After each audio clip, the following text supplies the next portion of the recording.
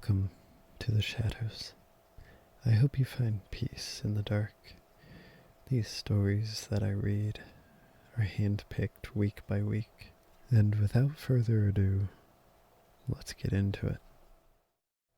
This is how I remember it starting. I was 11 and Dad had just taken me to the stable again to ride. At the time, we lived up in New England, near a wooded area that ran along the Canadian border.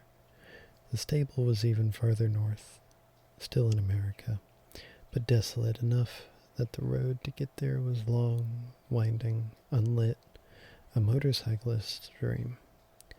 I'm sure never did see one though. Only horses and an odd car making the journey up, or up farther still. The stable itself was old, but the people were Dad's friends and they let me ride their horse, Sugar, for free every day. Said it was good for her. I loved Sugar. She was sweet. 17 hand-high white mare. And she was old, making her slow to startle, meaning I was safe, or at least safer than I would have been with any other horse there. My dad would often leave me alone, letting me explore the area from her back. He wouldn't go far though, and would sit chatting with the owners at a picnic table back at the barn. I'd always stay by the tree line, saying it was so Dad could see me when it was really so I could see him. But that day I was feeling more adventurous and hoped he wouldn't mind much if Sugar and I wandered off for a while. Sugar's ears pricked forward. This was new to her. I think in a way she knew I was young, that she had to protect me, and it seemed like she was trying to resist my desire to explore. But weaving through the trees, unable to see the stable, was exhilarating, and I urged her forward. Towards the stream I could hear trickling nearby. Above us, the birds sang and the wind whistled. It continued that way for a good few minutes, until I was deep in the thick of the trees, and then, suddenly, like someone had muted all the background noise, nothing. I heard nothing. No birds, no stream, no wind.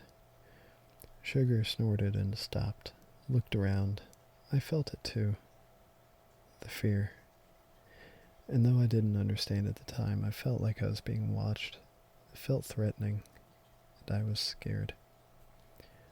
I pulled on the reins, trying to turn Sugar back towards the stable, but she wouldn't budge, and snorted again, stamping down, nervous.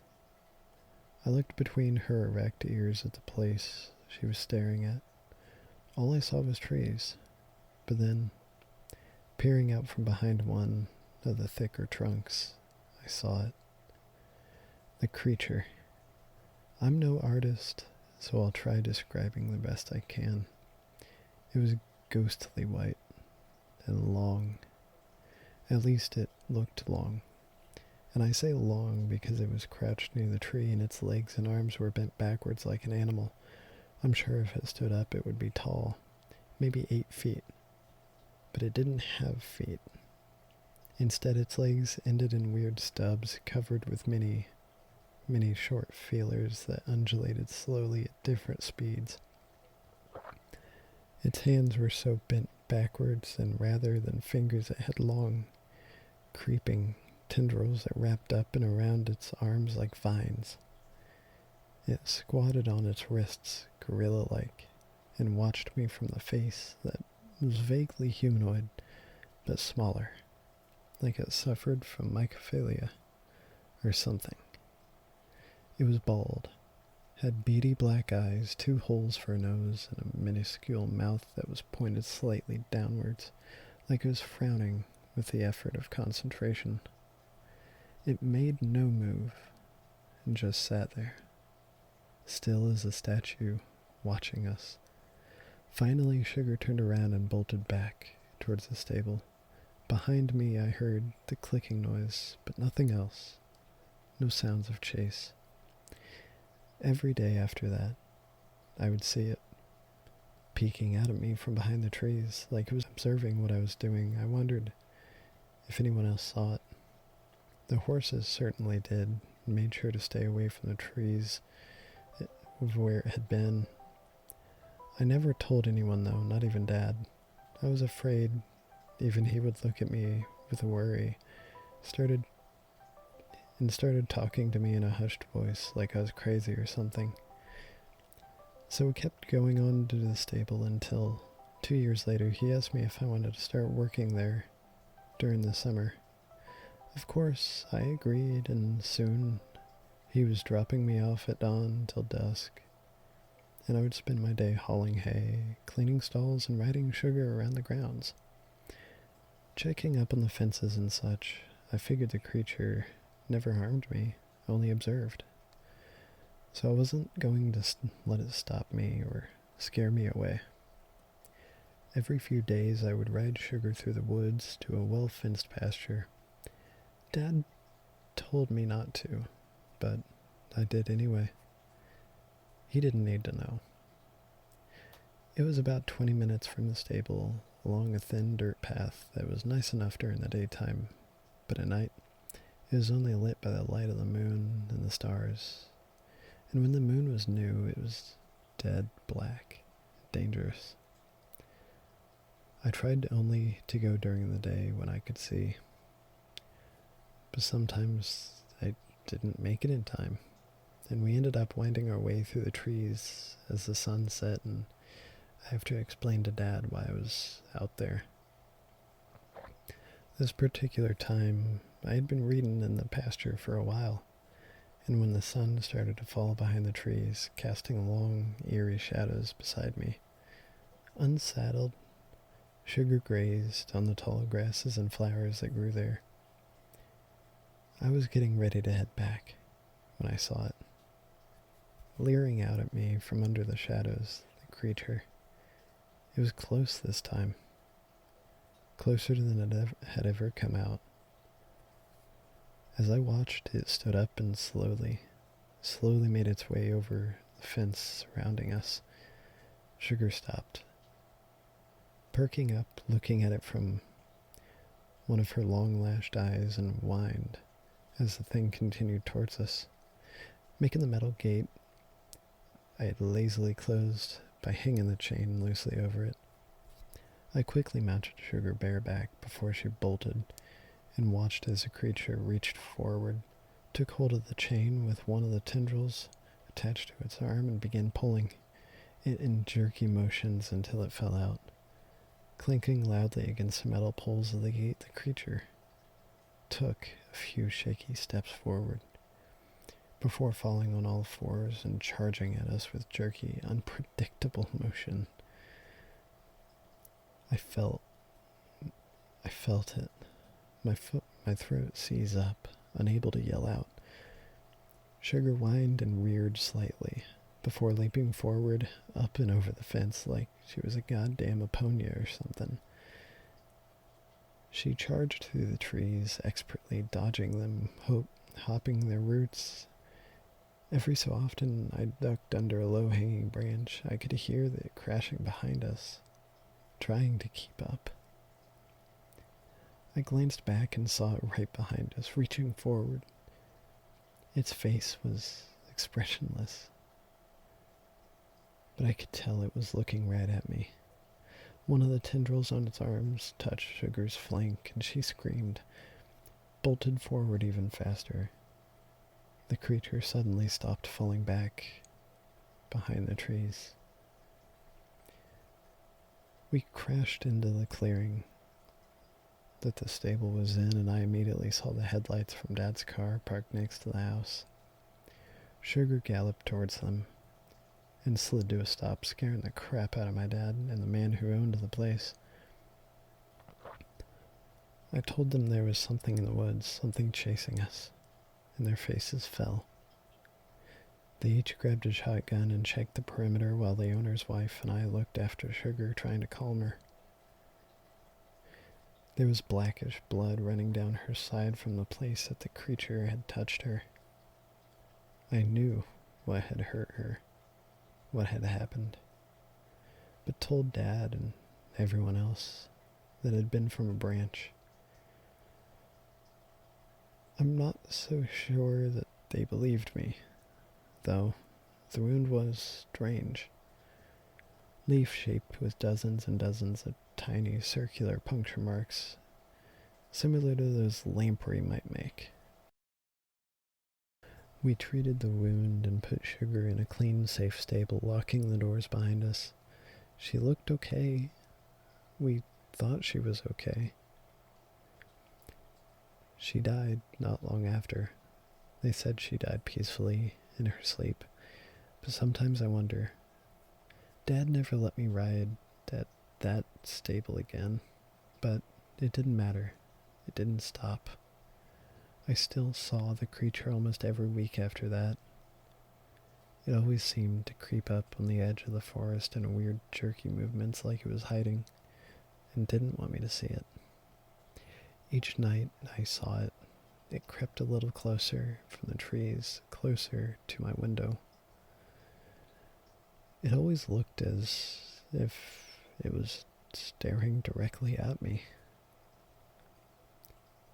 It went from being a major threat to a minor annoyance, and I started ignoring it, pretending it didn't exist. 5 years later, I moved all the way across the country to the Pacific Northwest for school. It was a nice place, sure, but expensive, and I missed the horses. The city was big, though not big enough for me to hide from the trees. But for the first few moments I was there, I saw nothing, and so, slowly, meek, another thought crept out. It was stupid, but it stayed, lingering in my mind unspoken.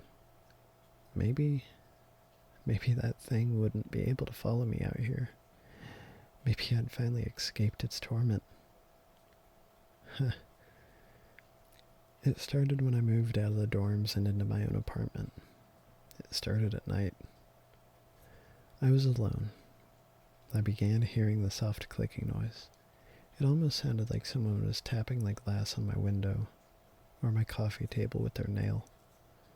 I usually ignored it, thinking it was something like a weird quirk of the place. Finally making an appearance now that the weather had changed and the furnace was on.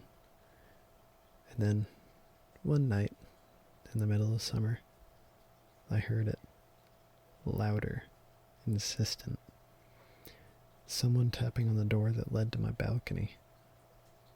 I stood up, annoyed, before growing afraid. What if it was some creep, or worse?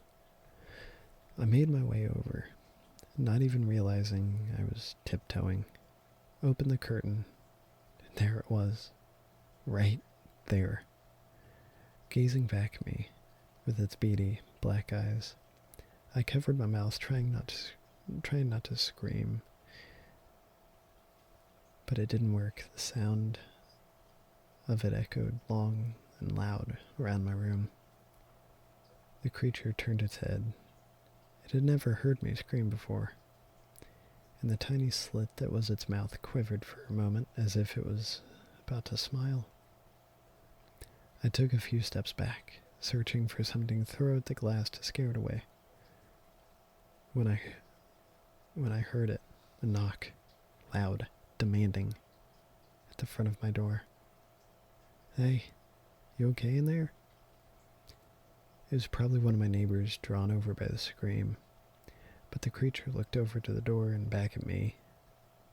Another knock sounded out, and the creature turned and leapt off the side of the balcony. I ran over, unlocked the balcony door, and glanced out. The creature was ridiculously tall, but as it walked away, I saw that its legs were slowly descending, like rubber, like it had no bones at all. And I realized that it had somehow extended its limbs, and that's how it reached my balcony. And maybe that was how it had been following me everywhere. Distance wasn't a problem when every step covered miles. Another knock sounded out, jarring me from my speculations, and I walked over to the front door, yelled through it, telling my neighbor that I was just watching a scary movie, and that there was nothing wrong, that I was sorry to woke him. "No problem," he said. "If you need anything, don't hesitate." That month, not even a week after that incident, I flew back home. Dad was dying. I took the last flight out that day, hoping to get there before he was gone for good. I didn't.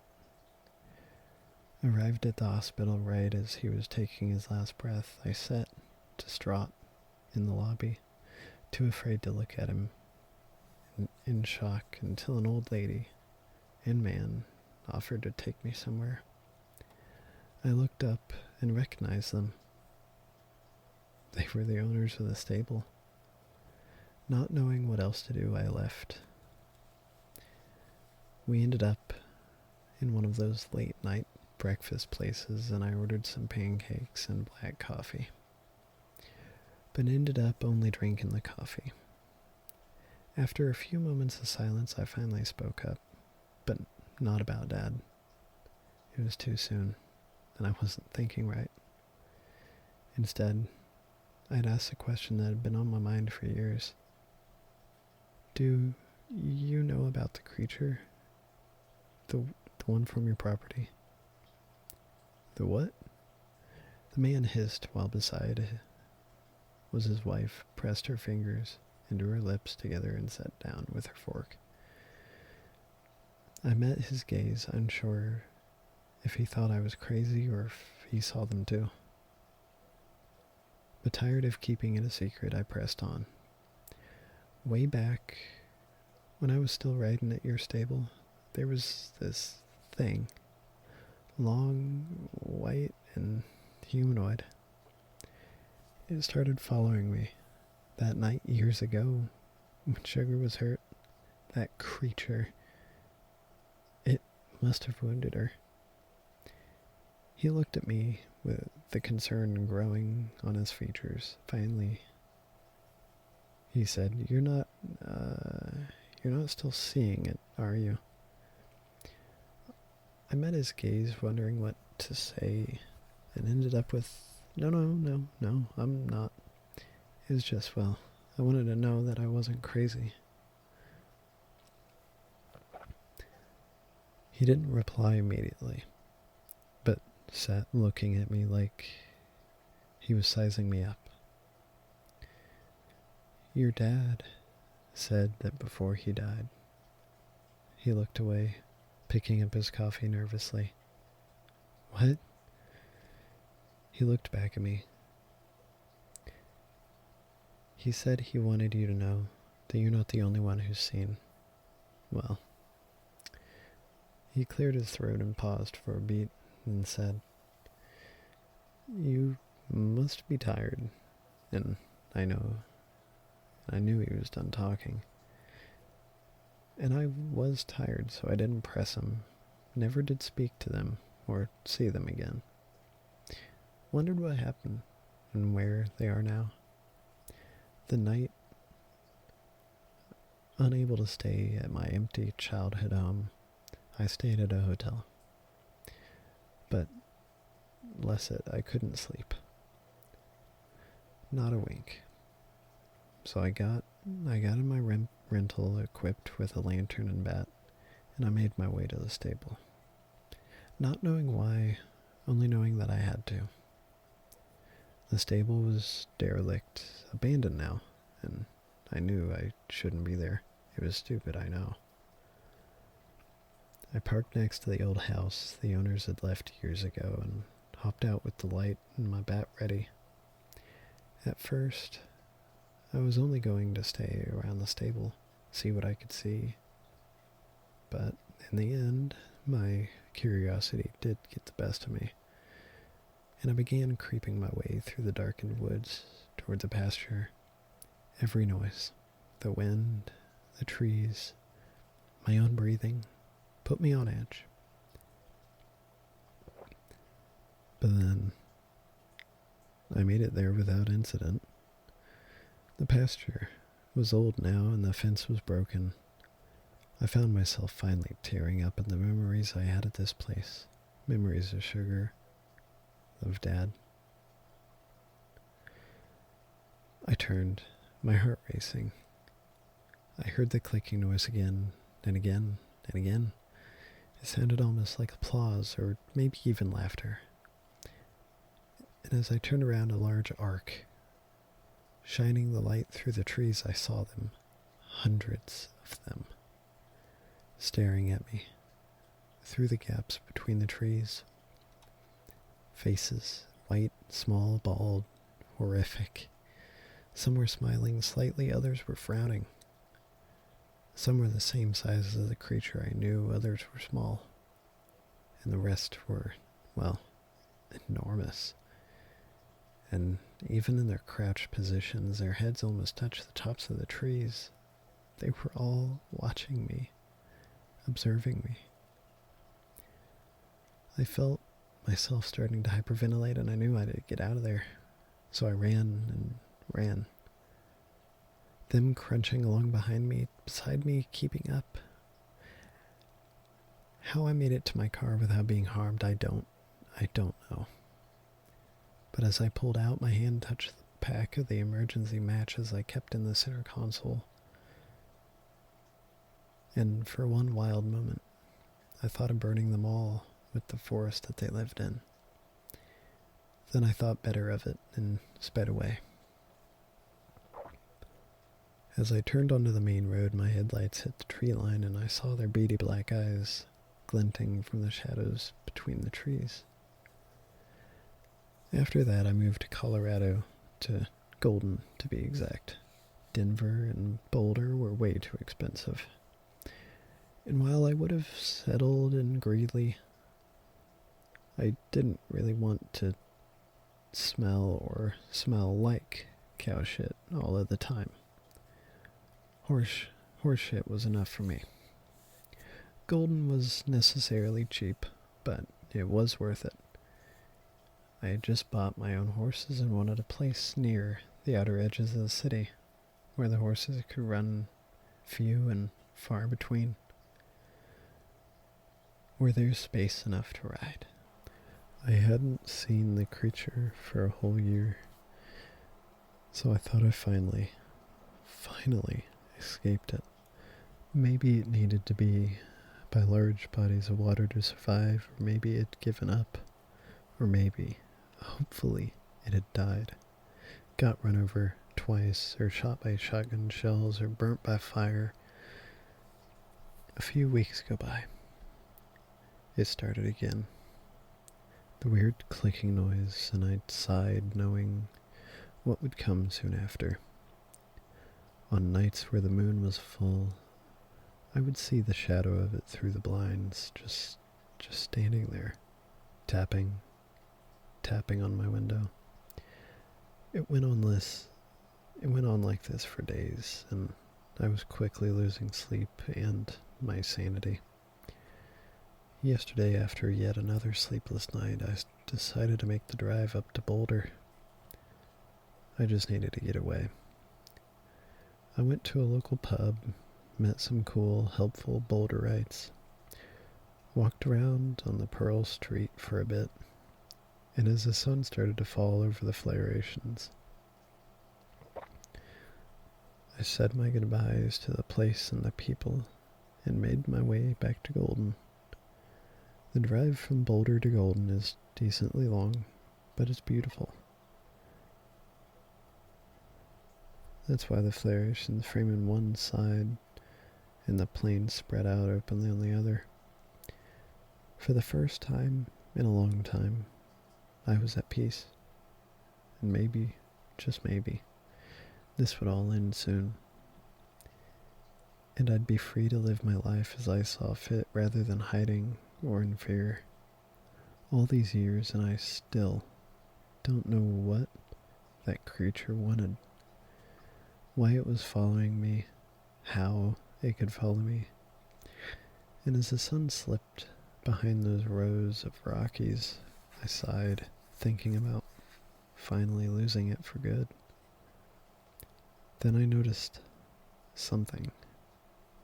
Something shadowed and long, fast, sprinting next to my car. I took the deep breath and looked over, and there it was, running alongside my car like it was nothing. I was going almost 70 at this point, but it was somehow able to keep stride. It tapped on the window with its one vein-like tendril, like it was taunting me, then opened its tiny mouth, revealing a gaping hole with a triple split tongue. It didn't have any teeth, and out of its mouth poured some weird black goo. It smeared across the driver's side window, looking almost red in the moonlight. And then, in a wretched, foul voice, it spoke. It spoke like it was mocking me, my brief happiness, and I never, ever heard it speak before. And even though the closed window, even at this speed, I heard it loud and clear. It was horrific. Found you. Found you. Found you. It suddenly jerked to a halt, and I sped away, watching it grow smaller and smaller in the rearview mirror until it blended back into the shadows.